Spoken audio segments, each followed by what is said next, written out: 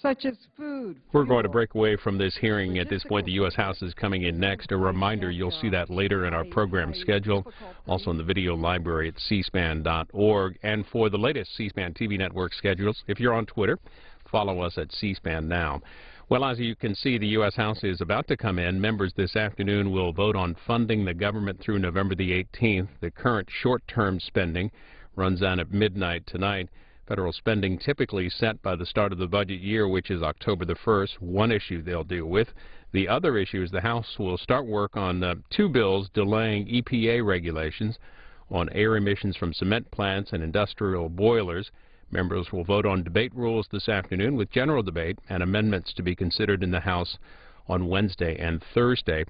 Outside of Washington, in the state capital of New Jersey, in Trenton, a news conference this afternoon with Republican Governor Chris Christie, who's expected to make his plans known on whether he'll run for president. Most news organizations reporting this afternoon that Governor Christie has decided not to run for president.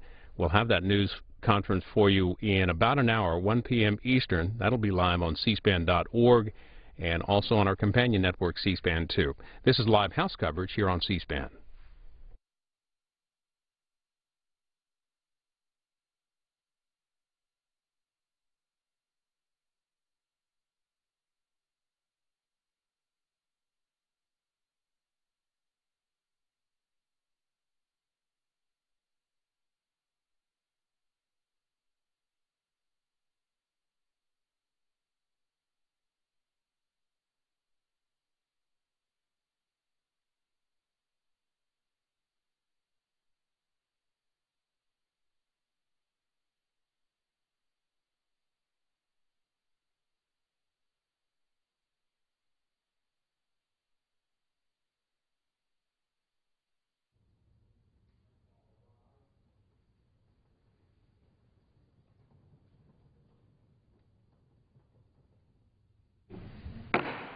The House will be in order.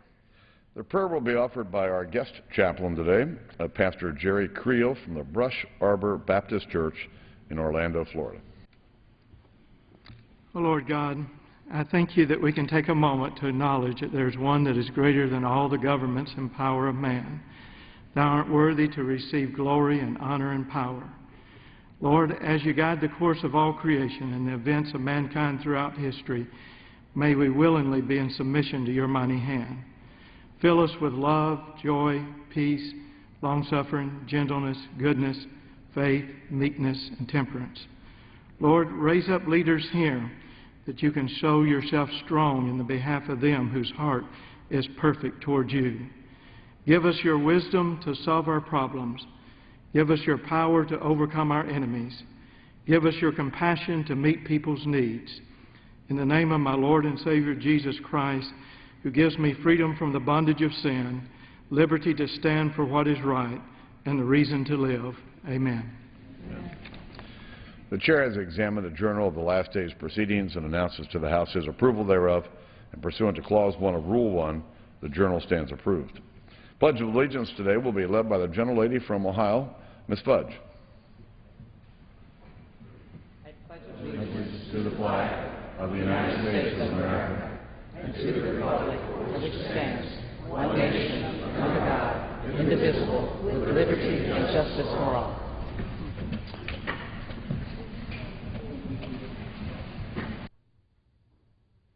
The Chair will entertain up to 15 requests for 1-minute speeches on each side.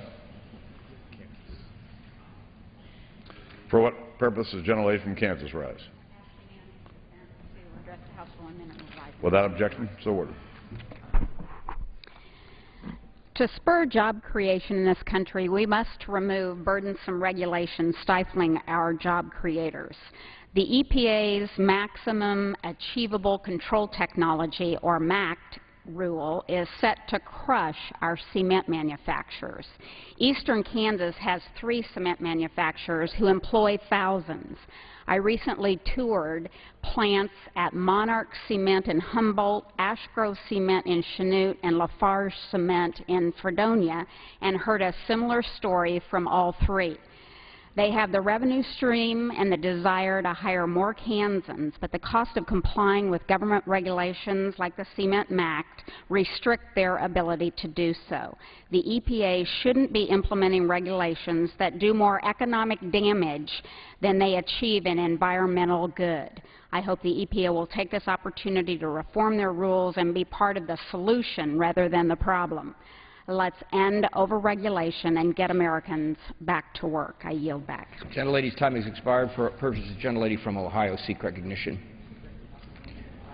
Without objection, so ordered. Thank you, Mr. Speaker. I rise today to address the job crisis in our nation. While we operate in a divided Congress, Americans are struggling. Millions are unemployed, underemployed, and without the skills to be employed. More than 1.4 million Americans have been out of work for more than 99 weeks. These Americans want jobs. Most Americans don't understand the delay. Many can't afford to wait. So why haven't we passed a jobs bill? President Obama introduced his jobs plan with many of the provisions previously supported by both Republicans and Democrats. What is stopping this Congress from passing a jobs bill? I want every unemployed American to know that some of us really are working to get a jobs bill passed. We feel your pain, we know your struggle, and we must act now. I yield back. Lady's time has expired. The gentleman from South Carolina. Without objection, so ordered.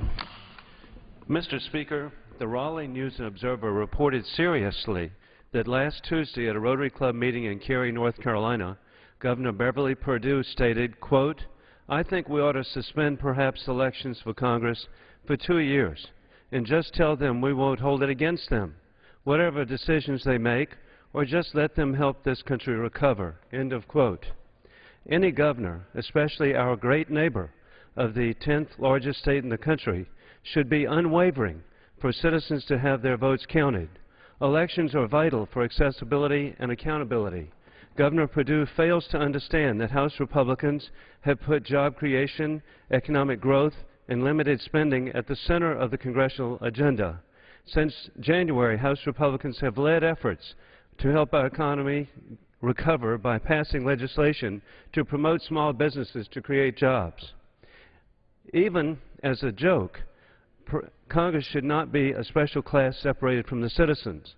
The House has passed 90 bills this year, and the Senate has only passed 20.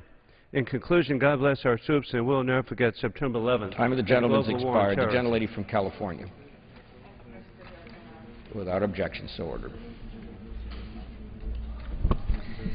Thank you, Mr. Speaker. Last week, I held meetings in my district with over 50 businesses, not to talk to them, but to listen to them. And I wanted to hear from small businesses themselves. What is standing in your way, and what do you need to succeed? And I heard that even in this sluggish economy, these small businesses are finding opportunities. They want to hire and grow. And difficult times cannot repress the ingenuity and determination of the American small business person. What they do need is access to capital to seize these opportunities. They need small business loans that don't take a small mountain of paperwork to apply for. They need us to pass the American Jobs Act to give them the tools they need to innovate and grow. Congress bent over backwards to bail out Wall Street billionaires. Where's the help for the ordinary men and women working on Main Street? Congress needs to get our priorities straight. We should be fighting for small businesses that are the backbone of our economy and the foundation of our American dream. I yield my time. Gentlelady's time has expired. Gentleman from Illinois. Without objection. Thank you, Mr. Speaker. I rise today to speak in honor of Captain Thomas Heitman, a Marine from Mendota, Illinois, who faithfully served our country. He was killed on September 19, 2011, at the age of 27 in a helicopter crash at Camp Pendleton, California. Captain Heitman was one of 6 children. His parents sent their son to Holy Cross School, and he graduated in 2002 from St. Bede Academy in Peru. He's remembered throughout the community as a truly outstanding person. Known by his family, friends, former coaches, and teammates as the All-American boy, the star athlete, a kind, supportive, good friend, and a gentleman to all. Captain Heitman was brought up with a strong set of core values. He worked hard and understood the importance of his family and friends, and he truly cherished the time that he spent with them. Captain Heitman's passion was to fly. One of his former coaches said it was a dream come true for him to fly for the Marines and to be a pilot. I understand that dream. Captain Thomas Heitman is a true patriot and displayed the love for his country that separates the people of our great nation from any other in the world. Our men and women in the military, like Captain Heitman, work tirelessly to protect our country. Their sacrifice is the reason for our liberty. While he will be sorely missed, it's because of his commitment and people like him that we can stand before you in a chamber like this today. God bless Captain Heitman's service, and God bless his family. Gentleman from Illinois. Without objection. Mr. Speaker, we've been in Afghanistan for 10 years. 2 years ago, on the 8th anniversary of our invasion of Afghanistan, I stood in the same spot and asked, have our 8 years, 791 American deaths, and billions of U.S. dollars spent in Afghanistan made America safer? My conclusion, sadly, was no. 2 years later, I am left asking the same questions and reaching the same conclusions. Al-Qaeda is still not primarily in Afghanistan, but in Pakistan, Yemen, Africa, and elsewhere. We still cannot afford a vast ground war and rebuilding effort abroad. We should be fighting a smaller, smarter war that goes after terrorists instead of building nations. It's time to get out of Afghanistan before another year passes. We are back here saying the same thing all over again. Thank you, and I yield back. Gentleman's time has expired. The gentleman from Pennsylvania. Address the House Roman Supervisors. Without objection. Mr. Speaker, I'd like to welcome members of the Hospital and Health System Association of Pennsylvania to Washington today. Hospitals are an essential piece of Pennsylvania's economy. Annually, the total economic benefit for our state is $2.7 billion a year. More than 16,000 Pennsylvanians are employed by hospitals, and they are paid an average salary of more than $52,000 a year. In my home district, Lancaster General Hospital is now the largest employer. Doctors, nurses, and other hospital workers are contributing to our economy and saving lives, and they're working hard to come up with new ways to save lives, new methods to improve our health, and ways to reduce the cost of care. And working in a hospital is not easy. Doctors, nurses, and administrators help individuals and families who are hurting, who are struggling with illness and disease, and they work long hours performing difficult tasks. We thank our hospital professionals for their service, and as Chairman of the Energy and Commerce Health Subcommittee, I will always listen to their voice as Congress works to improve our health care system. I yield back. Time has expired. The gentleman from California. Without objection. Mr. Speaker, the party of no is at it again. Republicans have been in the majority for 273 days, and they still have no plans to create new jobs. Now the Republicans are saying no to the American Job Act, with the majority leader calling this bill dead.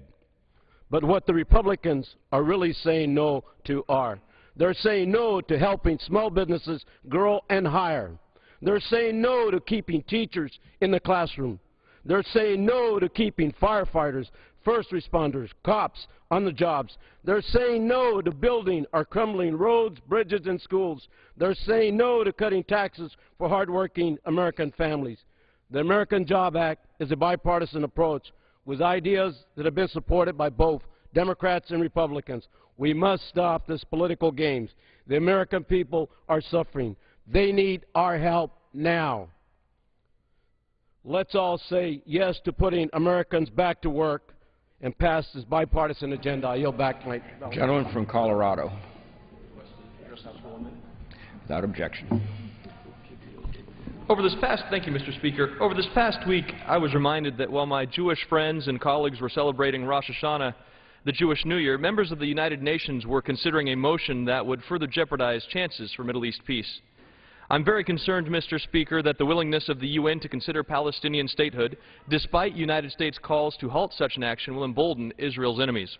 This must stop now.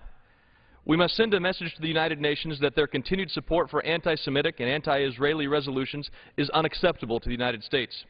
As members of our House leadership, Republican and Democrat, recently said in a New York Daily News op-ed, Congress will not sit idly by. Nor will I sit idly by. We simply cannot and will not allow Israel, a beacon of hope in a volatile area of the world, to be ignored and cast aside by the UN. Lasting peace will only succeed if the Israelis and the Palestinians themselves come to the table for direct negotiations. Peace is not easy, as we have seen, but it will not be achieved by unilateral decisions made by an international body that does not represent the interests of our friend and our ally, Israel. Gentleman's time's expired. Gentleman from Michigan.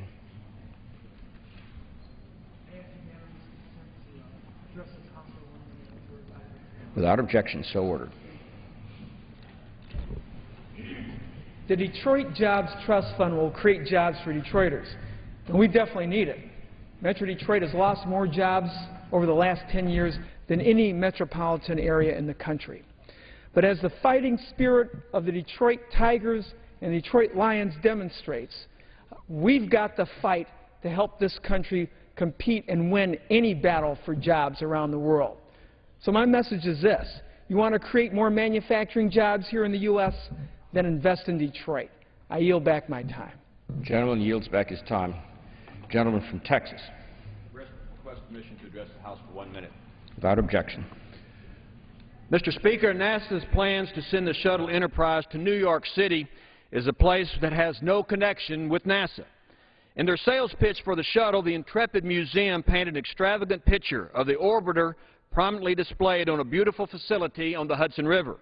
Now, in a misleading bait-and-switch move, they want to move this piece of space history next to a bagel joint, a car wash, and a strip club, to supposedly beautify the area. The shuttle should not be used as a part of an urban renewal project. The only place this shuttle should be is headed to Houston Space Center, USA, the historical place for all space exploration. The first word on the moon was Houston, not New York City. And placing the shuttle in New York City is like putting the Statue of Liberty in Omaha, Nebraska. NASA and the Smithsonian should reconsider putting the shuttle in New York. And that's just the way it is. Gentleman's time has expired. Gentleman from New York. Without objection.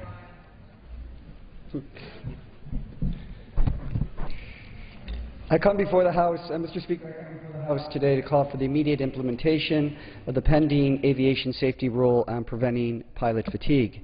In February of 2009, Continental Connection Flight 3407 crashed in my community of Western New York. The investigation of the crash brought to light serious deficiencies in federal aviation safety standards, including our rules to prevent pilot fatigue. In response, Congress unanimously passed legislation to reform these rules. Yet despite broad congressional support, implementation of the pilot fatigue rule is more than 2 months overdue. Yesterday, 102 of my colleagues and I sent a letter to the administration urging the quick implementation of these reforms. Mr. Speaker, the old policies still in place do not adequately prevent fatigue or sufficiently protect the traveling public. We must implement the overdue pilot fatigue rule. While we delay, the traveling public continues to take to the skies, bearing unnecessary risks. And I yield back. Gentleman yields back. The gentleman from Florida. Yes, unanimous consent to revise and extend from 1 minute. Without objection. Good afternoon, Mr. Speaker. Although the disabled have made significant progress in achieving the American dream today, they still face unfairness in the workplace under a provision that allows employers to pay workers with disabilities less than the federal minimum wage. Protection for disabled workers were excluded in the Fair Labor Act in the mistaken belief that they would not be as productive as other workers. That is why I offered the Fair Wages for Workers with Disability Act along with my good colleague Congressman Bishop of New York. This legislation would phase out the provision in the Fair Labor Act that allows sub-minimum wage for disabled workers. It is deplorable and wrong in America that these not-for-profit centers would hire people with disabilities, including the visually impaired, and pay them less than $1 an hour. Workers with disabilities contribute to our economy and to our society, and they deserve equal pay for equal work. Gentleman's time has expired. Gentleman from Texas. Yes, I'd like to address the House for 1 minute, revise and extend. Without objection, so ordered. Mr. Speaker, it's time for this House to act on the American Jobs Act. Mr. Speaker, it not only makes good sense, it makes dollars and cents for businesses. Businesses that hire persons who've been looking for work for more than 6 months will get a $4,000 tax credit. If that person happens to be a veteran, it becomes $5,600. If that veteran happens to have a disability that's service-connected, it becomes $9,600. It's time to act on the American Jobs Act. It makes good sense. It also makes good dollars and cents for business. I yield back. Gentleman's time has expired. The gentleman from Pennsylvania.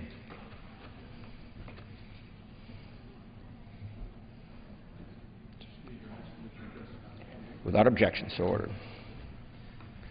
I can't believe you guys put yourself behind the 8 ball.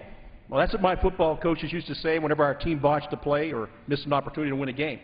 As we mark 888 days since the Senate has passed a budget, I'd like to say to our friends over in the Senate, I can't believe you folks have put the American people behind the 8 ball. Without a long-term budget, you can't run a business, you can't run family finances, and you sure as heck can't run a government. Passing a budget is one of the most basic legislative responsibilities Congress has, and the Senate leadership has not only punted on this, they've taken a knee. Leadership isn't about sitting on the sidelines, it's about having the courage to run the play. My colleagues in the House and I are calling on Senator Reid to run the play. Pass a budget. Pass the pro-growth bills we've already gotten through the House and help get America out from behind the 8 ball. American people have waited 888 days to see a budget come out of the Senate. And while the Senate's taking its good old time, the American people are taking it on the chin. With constant threats of shutdowns and slowdowns over continuing resolutions, we've had enough. Mr. Reid, please do your job. Pass the budget. Thank you, sir. Chair will remind the members to direct their remarks to the chair. The gentleman from North Carolina. Without objection, so ordered. Thank you, Mr. Speaker. It is very disappointing to me that the gentleman from South Carolina a few moments ago, Mr. Wilson, took North Carolina Governor Perdue's words completely out of context. Every day, Governor Perdue of North Carolina is urging this Congress to work in a bipartisan manner to create jobs by passing the American Jobs Act. We need, Mr. Speaker, to help create jobs. We need to help job creators by offering new tax cuts that incent the hiring of workers and cut payroll taxes. The tax cuts in President Obama's American Jobs Act will save a business with 50 employees roughly $50,000 per year and give employees an additional $1,500 per year each in take-home pay. This is real money. It equates to real job growth in the near term. But the American Jobs Act is more than just tax cuts. Investments in education and infrastructure will increase long-term growth. I urge this body to take up the whole American Jobs Act, not cherry-pick its parts without delay so that the small businesses of America can continue to grow and hire, leading us into prosperity. Thank you. I yield back. Gentleman from Kansas. Without objection, so ordered. Mr. Speaker, it's time to put America back to work again, and that's why I rise today to lend my voice in support of the 3 pending free trade agreements that the President has submitted to Congress. At a time when 13.9 million Americans are looking for employment, these common-sense, bipartisan bills are the types of pro-job legislation upon which this Congress should be focused. It's estimated that these agreements could create hundreds of thousands of jobs in the United States and increase American exports by tens of billions of dollars a year. This means real jobs in the 3rd District of Kansas and throughout my home state, where exports are a major component of our economy, accounting for almost $10 billion in economic activity and supporting 30,000 jobs. Mr. Speaker, Americans are tired of partisanship and they're looking for solutions to our economic challenges. Today, let's come together, pass these trade agreements, and let's get Kansas and all of America working again. Time of the gentleman has expired. The gentleman from Kentucky. Permission to address the House for 1 minute. Without objection. Mr. Speaker, the American Jobs Act has been presented to the American people, but in this House doesn't sound like it's going to get much of a hearing. Republican leadership has called it dead and has called it a partisan piece of legislation. Well, I've got some evidence that shows that it's not really that partisan. As a matter of fact, we sent out a survey to over 4,000 Louisvillians asking them for their opinion on all the provisions of the American Jobs Act. The percentage of support was astounding. Almost 80% want to spend $50 billion to improve our infrastructure. 76% want to cut payroll taxes for every worker. 77% to cut the payroll tax for businesses. 73% allowing businesses to write off 100% of new investments, a Republican proposal. 79% want to provide a tax credit for hiring America's veterans. No, the only thing that's partisan about the American Jobs Act is the Republicans' attitude about it. And it is time to pass this act to create a new future for the American people and a better American economy. I yield back. Gentleman from Virginia. Without objection. Mr. Speaker, how many different jobs could be created if America just had more snakes? Venom specialist, animal control, mongoose peddler? I only ask because in the face of stagnating job growth, Republican leadership in the House Oversight Committee actually recommended relaxing restrictions on exotic snake sales to create jobs. Apparently, in the face of ongoing unemployment, the one job Republicans feel confident they can create is snake oil salesmen. In contrast, President Obama's jobs proposal takes a page out of former Republican playbook, most notably that of Dwight D. Eisenhower, supporting policies that put Americans back to work. It includes infrastructure investments to build and repair schools, roadways, bridges, creating construction jobs. The President's proposal cuts business taxes to incentivize the hiring in the private sector, and it cuts payroll taxes for every current worker to spur economic demand. These bipartisan policies have been successful in the past. The American people need real jobs, Mr. Speaker, not snake charmers. And I ask that my colleagues support real proposals like the American Jobs Act. Time of the gentleman has expired. The gentlelady from California. Without objection, so ordered. Mr. Speaker, I rise to express my deep concern over the Labor HHS Education Appropriations draft posted last week by the majority. Not only did this action circumvent the procedures of the House and disregard the input of committee members, but the bill is misguided and dangerous for our nation's families and economy. The draft eliminates the cost-effective Title X family planning program, blocks funds for evidence-based sex education programs to instead spend them on programs proven ineffective and discriminatory, and again, threatens to shut down the government over Planned Parenthood. This plan harms our healthcare workforce by slashing the job-creating National Health Service Corps program by 55% and making steep reductions to the Community Health Center program. And it wipes out the successful Senior Corps and AmeriCorps programs that not only provide jobs but also critical low-cost services to our families and our seniors. The list goes on, but the theme is the same we've seen all year. The majority is more interested in putting ideology over common sense and partisanship over people's needs. I yield back. Gentlelady's time has expired. The gentlelady from Maryland. Without objection. Thank you, Mr. Speaker. The other side's been in the majority for 39 weeks, and they still haven't passed a single piece of legislation to create jobs or help small businesses. And now they reject out of hand common-sense ideas in the American Jobs Act that would help small business owners who really are the economic engine responsible for creating 70% of the jobs in this country. Last week, I visited with small business owners like Susan Bishop, the owner of Jaha Hair Studio. She's been in business 16 years, has 8 employees, and she's found it impossible to get a $30,000 credit extension to meet payroll from a bank that she's done business with for 16 years. She wants to expand her business, to hire others, to train others, and she can't do it, but she could with the American Jobs Act.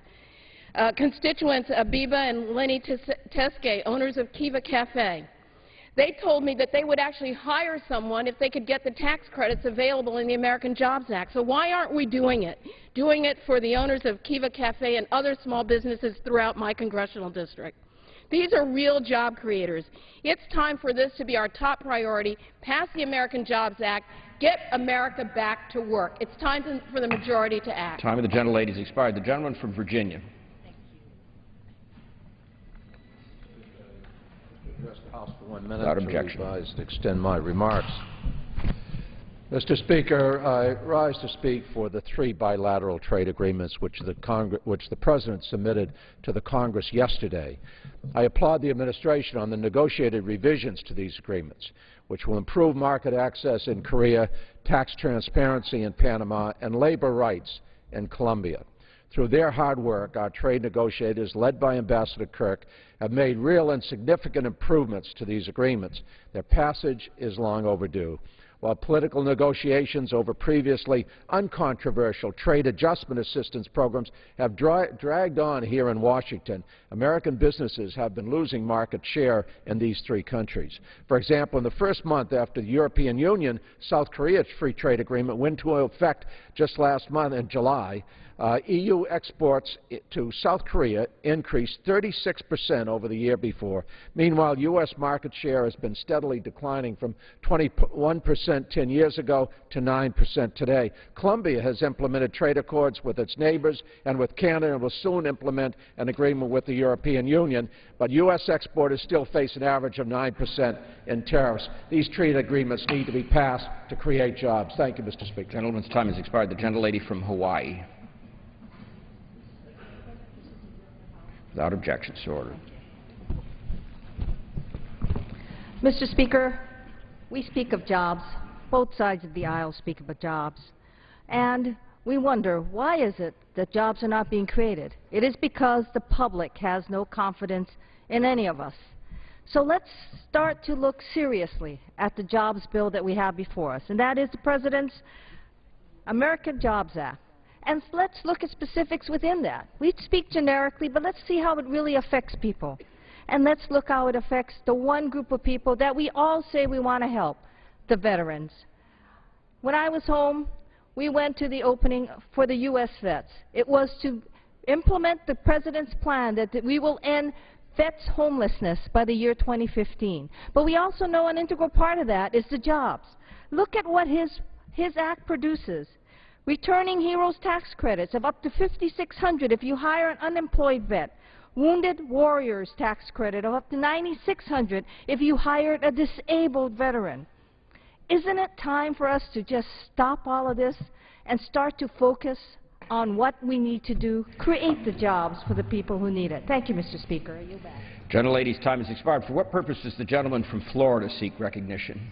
Mr. Speaker, by direction of the Committee on Rules, I call up House Resolution 419 and ask for its immediate consideration. The clerk will report the resolution. House Calendar Number 78, House Resolution 419, resolved that at any time after the adoption of this resolution, the Speaker may, pursuant to Clause 2B of Rule 18, declare the House resolved into the Committee of the Whole House on the State of the Union for consideration of the bill, H.R. 2681, to provide additional time for the Administrator of the Environmental Protection Agency to issue achievable standards for cement manufacturing facilities and for other purposes. The first reading of the bill shall be dispensed with. All points of order against consideration of the bill are waived.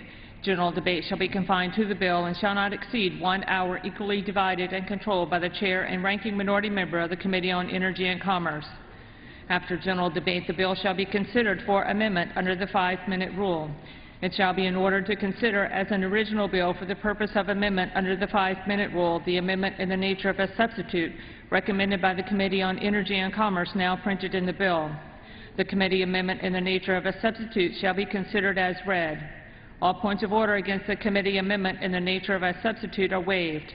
No amendment to the committee amendment in the nature of a substitute shall be in order except those received for printing in the portion of the congressional record designated for that purpose in Clause 8 of Rule 18 in a daily issue dated October 4, 2011 or earlier, and accept pro forma amendments for the purpose of debate. Each amendment so received may be offered only by the member who caused it to be printed or a designee, and shall be considered as read if printed. At the conclusion of consideration of the bill for amendment, the committee shall rise and report the bill to the House with such amendments as may have been adopted. Any member may demand a separate vote in the House on any amendment adopted in the Committee of the Whole to the bill or to the committee amendment in the nature of a substitute. The previous question shall be considered as ordered on the bill and amendments thereto to final passage, without intervening motion except one motion to recommit with or without instructions. Section 2. At any time after the adoption of this resolution, the Speaker may, pursuant to Clause 2B of Rule 18, declare the House resolved into the Committee of the Whole House on the State of the Union for consideration of the bill H.R. 2250 to provide additional time for the Administrator of the Environmental Protection Agency to issue achievable standards for industrial, commercial, and institutional boilers, process heaters, and incinerators, and for other purposes. The first reading of the bill shall be dispensed with. All points of order against consideration of the bill are waived. General debate shall be confined to the bill and shall not exceed 1 hour, equally divided and controlled by the Chair and Ranking Minority Member of the Committee on Energy and Commerce. After general debate, the bill shall be considered for amendment under the 5-minute rule. It shall be in order to consider as an original bill for the purpose of amendment under the 5-minute rule the amendment in the nature of a substitute recommended by the Committee on Energy and Commerce now printed in the bill. The committee amendment in the nature of a substitute shall be considered as read. All points of order against the committee amendment in the nature of a substitute are waived.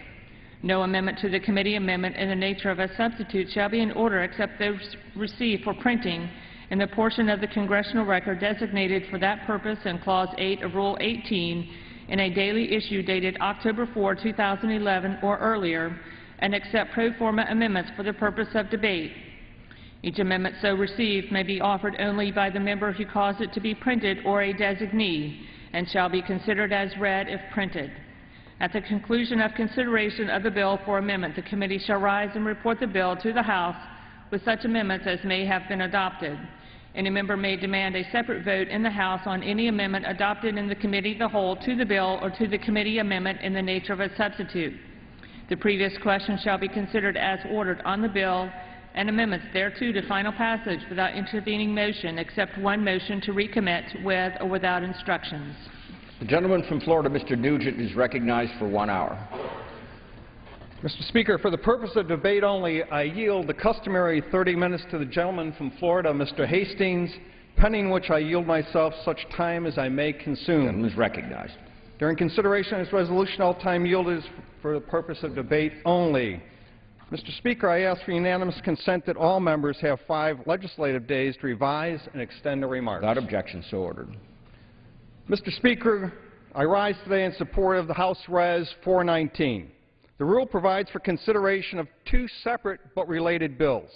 H.R. 2250, the EPA Regulator Relief Act of 2011, and H.R. 2681, the Cement Sector Regulator Relief Act of 2011.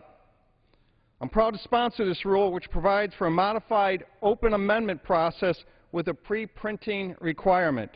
This modified open rule means that any member, Republican or Democrat, with any germane amendment that complies with the other rules of the House will have the opportunity to debate that issue.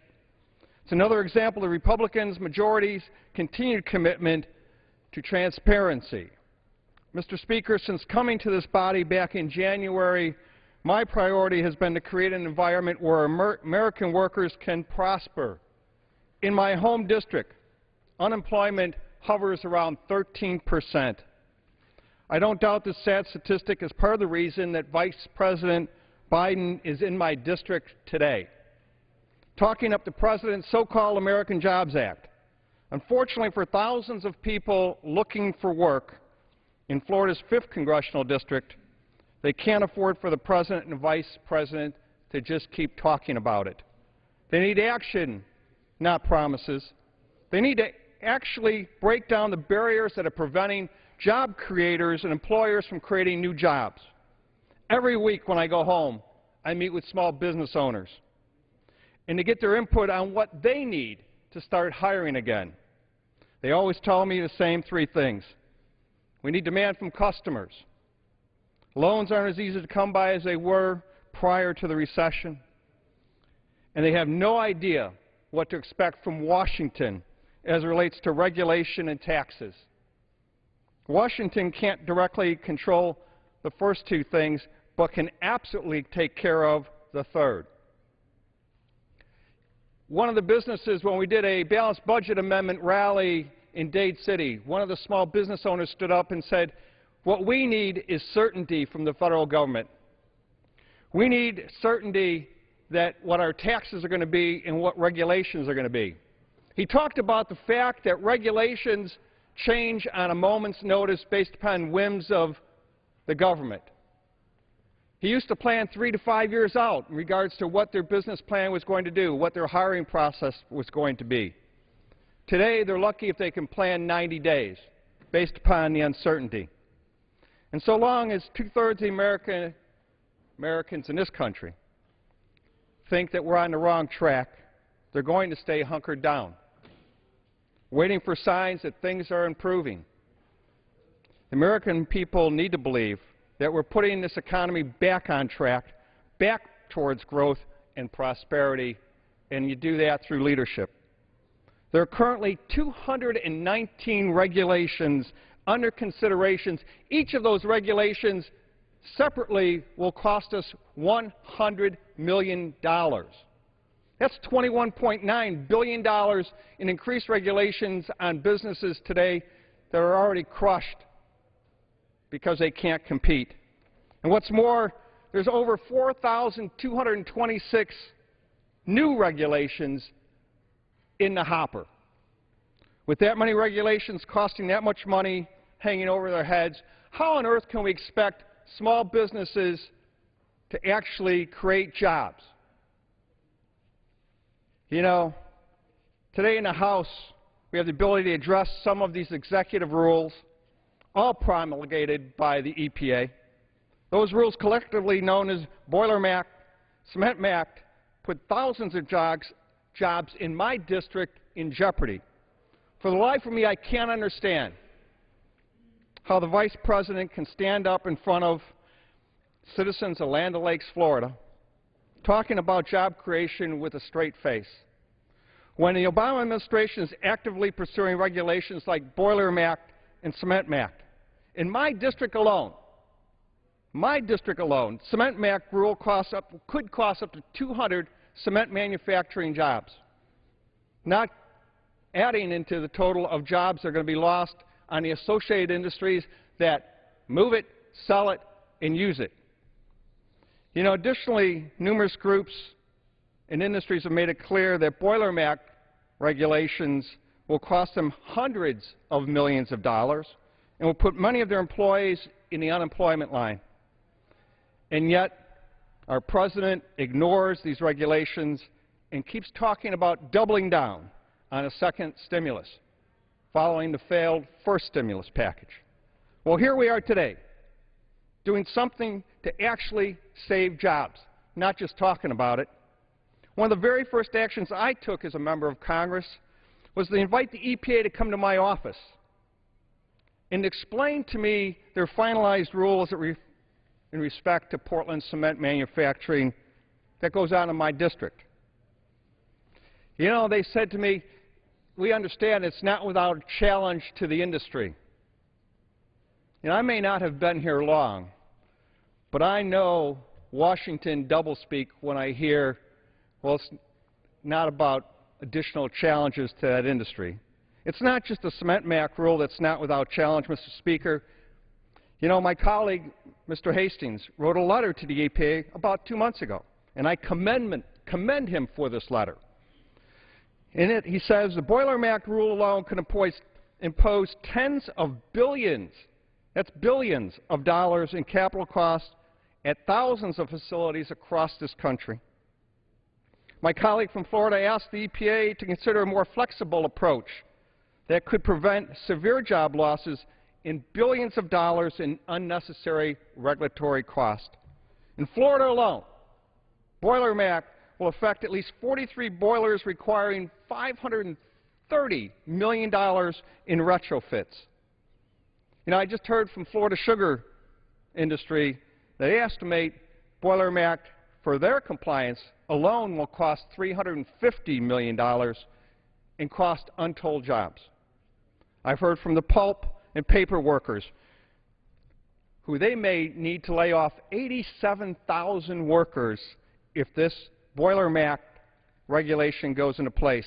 I've heard from timber producers in my district that have recently been hurt because U.S. plywood products producers have had to close because of lack of demand. And now they're fearful they may have to deal with the double whammy that Boiler Act is going to do in regards to putting businesses out of work and close them down. It could crush one of the last outlets for their timber products.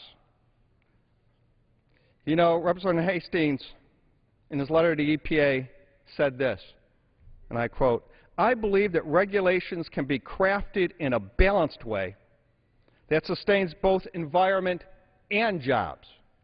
I believe these bills, H.R. 2250 and H.R. 2681, make that balanced and makes that balancing possible. These bills don't completely eliminate clean air emission regulations for boilers and incinerators or cement kilns, but what they do is require the agency to create regulations that actually take achievable science into account. They give effective industry time to comply. In some, they make the EPA think about the American workforce. Mr. Speaker,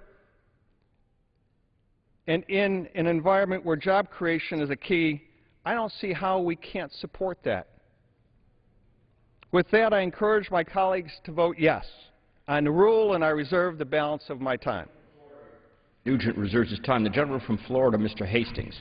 Thank you very much, Mr. Speaker. And I thank my friend, colleague, and fellow Floridian for yielding the time. I rise today in opposition to the rule for H.R. 2250.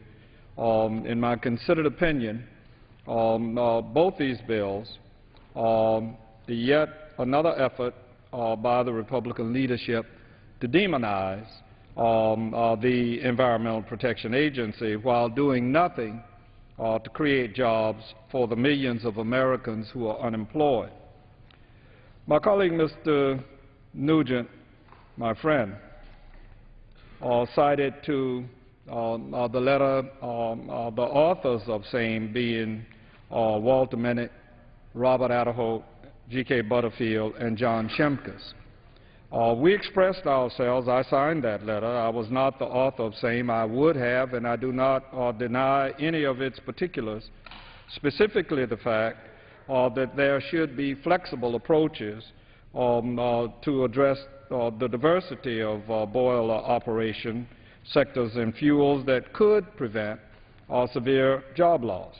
I would remind my friend that the measure that we were speaking of is under a stay, and therefore the implementation of the provision will continue, I believe, to allow for the needed flexibility. And I think you referred, and I refer again to the portion of the joint bipartisan letter. As EPA turns to developing a final Boiler Act rule, mind you, they had not, and this was as of August of this year, we hope you will carefully consider sustainable approaches that protect the environment and public health while fostering economic recovery and jobs within the bounds of the law. And that's precisely what I signed on to and stand by, and I don't believe it's inconsistent with anything that my friend pointed out, nor did he suggest that it would be inconsistent. But I did also hear my friend talk about Washington doublespeak, and I distinctly heard him refer to what has now kind of perpetuated itself inside this beltway, and that is the statement that was made earlier by the distinguished Speaker of the House of Representatives that at this moment the executive branch has 219 rules in the works that will cost our economy at least $100 million. That means under the current Washington agenda, our economy is poised to take a hit from government of at least $100 million. I would ask my colleague to not follow on that pattern. Otherwise, you get caught in the Washington Beltway doublespeak, and the better proof allows an analysis that was done by the Washington Post, and I'm not a follower necessarily of the Washington Post fact checker, But so far, I've not heard anyone reference them when they do give people. They give Pinocchios for when something is not the truth, and it's either 1 Pinocchio, 2, or 3. And as it turns out, what the Washington Post said following the Speaker's comments that you have used here today, my dear friend, is that Mr. Boehner left the distinct impression that 219 new regulations were hanging like a sword of Damocles over the U.S. economy. But it turns out the number of potential regulations is inflated, as well as the potential impact. Overall, his statement contains significant factual errors, and they give it 3 Pinocchios. And I would urge that you not try to earn these Pinocchios that they're talking about, and let's try to get the facts straight. Just last week, we were having this very same discussion about a bill that made it easier for power plants to emit harmful mercury and other toxic pollutants into the air. Today, we're talking about letting industrial boilers and cement kilns do the same thing. Last week, I asked, why is it that certain ones can follow the standards and others can't? And I still am puzzled by that. I also asked last night how it is, if we don't know what the rules are going to look like, that we would be smiting down, if there's such a word, the rules. Mr. Speaker, we're judged by what we do and not by what we say. And what my friends on the other side of the aisle continue to do is call up bills that are short-sighted and undermine our ability to maintain the public health and cleanliness of our air and water. Bills like these that destroy regulations protecting the air we breathe and the water we drink have the same consequences regardless of intent. Republicans cannot close their eyes to these effects and plead good intentions. I assure you, these effects are severe. Mercury is a powerful neurotoxin that does, in fact, hinder brain development in infants and children. Other toxic metals getting a pass under these bills are arsenic, chromium, and lead, which are known to cause cancer and birth defects. Despite these facts, my friends on the other side cling to their anti-regulatory dogma with fanatical fervor. I had a friend last night say to me that some people have a conscience and brains, and others just think about dollar signs. And I feel that my colleagues who have brains, I believe have consciences, seem to place the dollar signs ahead of many of the practical matters that would benefit society. This anti-government rhetoric has gone so far as to lead my colleagues on the other side astray of the protocols laid out by Majority Leader Cantor. In the 3rd protocol laid out in his legislative protocols for the 112th Congress, Leader Cantor writes, and I quote him, "Any bill or joint resolution authorizing discretionary appropriations shall specify the actual amount of funds being authorized. Authorizations shall not utilize terms such as, quote, such sums as may be necessary, unquote, or similar language that fails to specify the actual amount of funding being authorized. Yet neither of these bills specifies how much money is authorized for implementation of the bill, leaving the cost a mystery. Furthermore, ambiguous language in these bills will create legal uncertainty and ensure litigation. And since these bills don't specify how much they cost, neither bill contains an offset for the cost. These bills also defy Leader Cantor's 4th protocol that we know around here as cut-go. There will be a real cost for the EPA to take on another lengthy rule creation process, but my friends on the other side have chosen to ignore this contradiction. Mr. Speaker, these bills are not just bureaucratic infighting. They will have real and measurable effects. According to EPA's analysis, H.R. 2250 would result in a significant number of premature deaths, a significant number of additional heart attacks, and considerable numbers, more than 100,000 additional asthma attacks that otherwise could have been avoided. Likewise, H.R. 2681 would cause tens of thousands of adverse health effects, including the premature deaths that are suspected, and the heart attacks and additional asthma attacks that otherwise could have been avoided. The reason I didn't use EPA's numbers is I don't think EPA or anybody else has the prerogative to make a decision about how many people are going to die at a certain time. And that said, it does not mean, however, that one person is not going to die. And it does not mean that one person is not going to have asthma. And my position is one death that could be avoided is too many, and one asthma attack, if you've been around children who have it, is too many if they could be avoided. In light of these estimates, the bills appear to be nothing more than another attempt to purge any government intervention related to keeping our air clean and environment safe. Consider that these regulations the Republicans say are destroying jobs have not even gone into effect. The Boiler MAC rules dealing with industrial boilers, as I, along with my colleagues, wrote to EPA, are currently in an administrative stay while the EPA reviews industry-provided data. And that's why we sent the letter during that period of time to ask them to please consider the diversity, as I continue to do, of the boiler makers in this country. We don't even know what the rules are going to look like yet, and yet the Republican gut reaction is to oppose them. Or consider that the cement rules have been finalized for a year already. Most cement plants are already in compliance, and those plants that aren't are working with the EPA to get in compliance. Mr. Speaker, based on what I've seen by the Republican-led Congress, it's clear to me,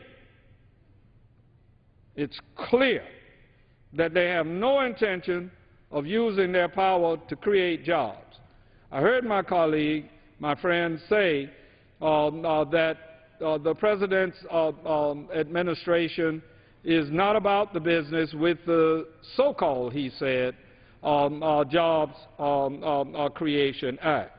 I don't know whether it would create a single job or not, but we wouldn't know it until it passed, and it isn't going to be passing here in the House of Representatives, because the agenda that you've laid out is an agenda that's going to attack the EPA as if they are some horror show here in this country, and not an agenda, as you heard in the 1 minute this morning and as you've heard from the Democratic leadership repeatedly. Bring up the Jobs Act, put it on the floor, let it be debated under an open rule, and do what's necessary for us to create jobs. The history of the Clean Air Act shows that its benefits, longer lives, healthier kids, great workforce, productivity, and ecosystems outweigh the cost by more than 30 to 1. And I continue to remind my friends that the Clean Air Act was implemented under the Richard Nixon administration and has been in existence for 40 years. And this country has experienced ups and downs during that period of time insofar as its economy is concerned. And said regulations haven't caused all of the economy to collapse. Otherwise, during the period when Speaker Gingrich and President Clinton and those of us that were here balanced the budget, we wouldn't have been able to do it if the Clean Air Act was all that bad as you all are pointing out in your continuous attack against the EPA. And in the time since the act was passed, air pollution has been reduced by more than 60%, while the gross domestic product of the United States grew by more than 200%. Furthermore, an EPA economic analysis found no indication that any cement plants would close due to the cement rules. And most of the analysis at this point indicated that 10 underutilized plants would go idle temporarily while waiting for economic conditions to improve. However, if we can get the economy back on track and restore demand for cement, then those plants will not have to go idle. We need to focus on creating customers and restoring demand. I heard that from my colleague say that that's what he hears from business persons. I hear that same thing, that they need demand and that they need customers. We need to make it easier for them to do that and not easier for the suppliers to pollute. You know what's a great way to create more demand for concrete? Invest in infrastructure projects that use concrete for roads and bridges, the very same proposals called for in the President's Jobs Act. If Republicans are so concerned with the concrete plants shutting down, you should work toward helping these businesses sell more concrete.